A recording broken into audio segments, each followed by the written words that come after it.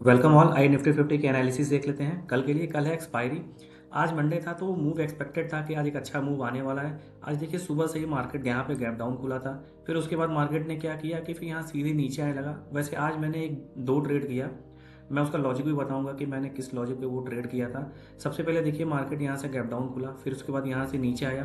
तो मुझे लगा था जैसे यहाँ से एक ब्रेकडाउन बन रहा है, सपोर्ट पॉइंट फाइंड हुआ यहाँ पे बना, तो यहाँ से ब्रेकडाउन आ रहा था। तो फिर मैं सोचा कि यहाँ पे ट्रेड ले लूँ, लेकिन फिर इस जगह पे थोड़ा सा रिस्क टू रिवॉर्ड रेशियो सही नहीं बैठा था, तो इसमें मैंने नहीं लिया। फिर दूसरा ट्रेड देखिए मैंने बना था यहाँ पे, इस जगह पे। यहाँ पे मार्केट ने क्या किया, यहाँ सस्टेन किया, फिर यहाँ से ब्रेकआउट दिया, एक जगह यहाँ पे ट्रेड बना था। जैसे ही मार्केट का यहाँ पे ब्रेकआउट फेलियर आया तो ही मैंने तुरंत यहाँ पे ट्रेड प्लान कर लिया। लेकिन फिर क्या हुआ कि मार्केट यहाँ से नीचे जाने के बाद दोबारा रिवर्ट होने लगा, तो मैं इस जगह पे कॉस्ट टू कॉस्ट निकल गया।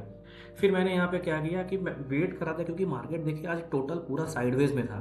तो फिर मैंने देखा कि मार्केट में कोई मूव नहीं आ रहा है। इसके बाद मैंने यहाँ से एक फिबोनाची चैनल मार्क किया था। देखिए मैं आपको मार्क करके दिखा दे रहा हूँ, ये फिबोनाची चैनल था। तो मैंने यह इस जगह पे मैंने एक रेंज मार्क कर लिया था। इस जगह पे मैंने एक रेंज यहाँ पे मार्क कर लिया था पहले से ही, कि अगर यहाँ पे मार्केट वापस आता है, इस जगह से मार्केट ऊपर आता है और इस जगह से रिवर्सल आता है, तो मैं उसका ट्रेड करूंगा। और सेम वैसे ही हुआ। मैंने यहाँ से एक से जोन मार्क करके रख लिया था। और जो ही यहाँ पे इस वाले कैंडल का ब्रेकआउट आया, इस वाले कैंडल का ब्रेकआउट आया, मैंने ये वाला ट्रेड पकड़ा और ठीक ठाक पॉइंट्स मिले। मान के चलिए 20-25 पॉइंट्स मिल गए, मैं यहाँ से फिर निकल गया। तो आज का ये ट्रेड रहा है। अब देखिए कल है एक्सपायरी, अब कल भी एक मूव आने के चांसेस हैं, क्योंकि अब मार्केट है बहुत बहुत क्रूशियल जगह पे। इस जगह पे मार्केट बहुत क्रूशियल है।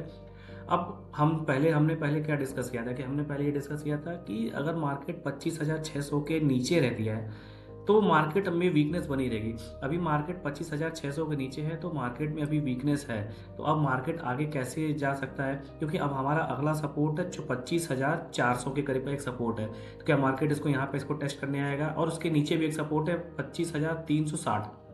तो इन सारे लेवल्स को देखेंगे। उसके पहले मैं आपको डेली चार्ट पे लेके चलता हूँ, वहां पे मैं एक्सप्लेन करता हूँ। सबसे पहले मार्केट को ओवरऑल स्ट्रक्चर समझ लेंगे कि मार्केट कहना क्या चाह रहा है, फिर उसके बाद हम इंट्राडे लेवल के सारे लेवल्स देखेंगे। ये है डेली चार्ट निफ्टी का। अब आप देखिए कितने दिन से मार्केट इस जगह पे वेट कर रहा है, मतलब थोड़ा सा कंसोलिडेशन कर रहा है। अगर आप देखोगे तो यहाँ पे इस जगह पे निफ्टी की क्लोजिंग बार बार इसके ऊपर आ रही थी।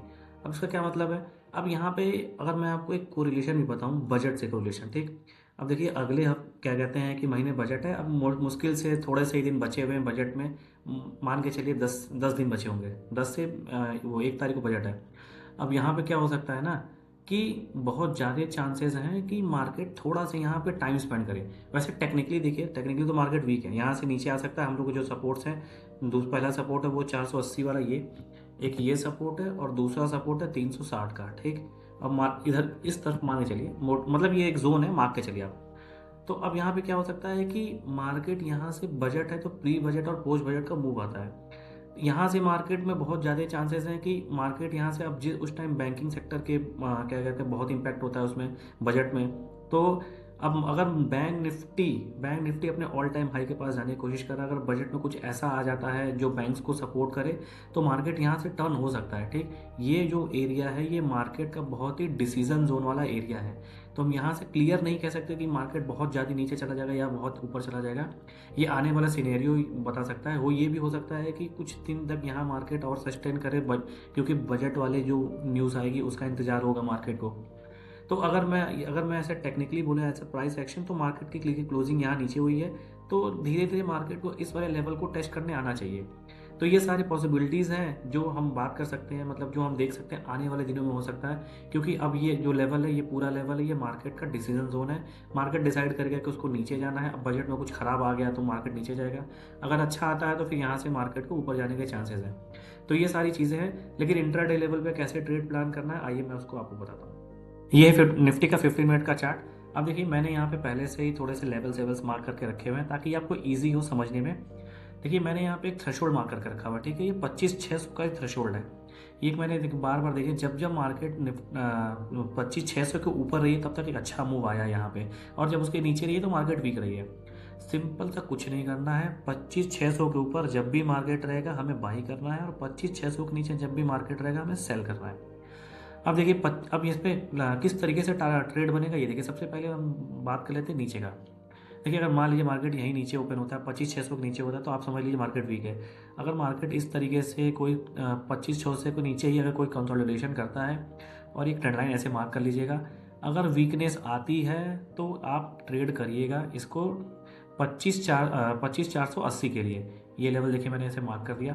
सबसे पहला टारगेट तो आपका ये होगा, फिर उसके बाद अगर मार्केट इसको भी निकालता है तो 25,360। ये दोनों अभी तो मतलब कल के लिए टारगेट, इंटरडे लेवल के लिए। इसके नीचे का भी टारगेट है 25,120। अब ये एक दिन में नहीं आ पाएगा, इसमें थोड़ा सा टाइम लगेगा। तो ये देखिए ये रहा 25,600 के नीचे, मार्केट नीचे अगर नीचे रहेगा तो हम सेल साइड का ट्रेड प्लान करेंगे, और ये रहा इस तरीके से करना है। अब देखिए अगर इसके ऊपर रहता है, अब एक चीज़ और मैं आपको मेंशन करना चाहता हूँ कि जो आपकी क्वांटिटी होगी वो रहेगी कम। जितनी कम क्वांटिटी से आप ट्रेड करोगे उतना आपके लिए ज़्यादा अच्छा होगा, क्योंकि देखिए भी मार्केट बहुत ही इनडिसिसिव जोन में है। तो आप कोशिश करो कम क्वांटिटी में ट्रेड करो और अच्छे रिस्क टू रिवॉर्ड रेशियो को मतलब कि आप कैप्चर करो। अगर ये यहाँ पे मार्केट वीक है, अगर यहाँ से ब्रेकडाउन होता है तो फिर कम क्वांटिटी रखो, फिर थोड़ा थोड़ा करके आप ऐसे ऐसे ट्रेल करते रहो। 1:3 1:4 का मैं हर बार बोलता हूँ कि इतना आपको टारगेट लेके चलना ही चाहिए। अब इसके ऊपर मार्केट ओपन होता है, इसके ऊपर देखिए अब मार्केट मान लीजिए इसके ऊपर ओपन हुआ है, फिर यहाँ पे वेट करता है, सस्टेन करता है, कोई ब्रेकआउट आता है तो आपको बाई करना है। अब यहाँ पे देखिए, अब यहाँ पे टारगेट बताना थोड़ा मुश्किल है क्योंकि मार्केट है अभी थोड़ा सा वीक जोन में।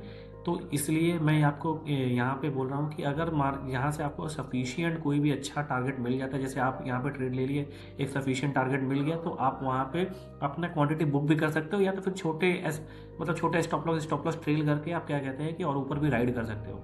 तो इस तरीके से आपको ट्रेड करना है, ये इंटरडे लेवल के लिए। और ये रही बात 25,120 की, तो ये अब आने वाले दिन में भी आ सकता है।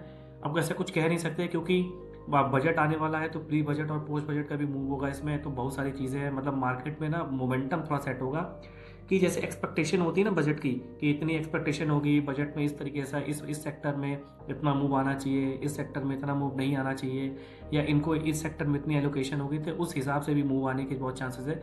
तो मार्केट बहुत वोलेटाइल हो सकता है, प्री बजट मूव भी आ सकता है, तो उसके लिए आपको थोड़ा सा सावधान होना पड़ेगा। तो इसलिए न्यूज़ के अराउंड आपको हमेशा ट्रेड की क्वांटिटी कम रखनी चाहिए, क्योंकि इस मार्केट इतने वॉलेटाइल होगी कि आप फिर अपने क्वांटिटी को अगर सही तरीके से आपने उसको मैनेज नहीं किए तो फिर आपका बड़े लॉस होने के बहुत ज़्यादा पॉसिबिलिटीज़ है। तो इसीलिए हमेशा लॉस करिए छोटा और प्रॉफिट करिए बड़ा। और ये रही आज की सारी चीज़ें, सारी डिटेल्स। अब बाकी आगे वाले मार्केट में हम बात करेंगे।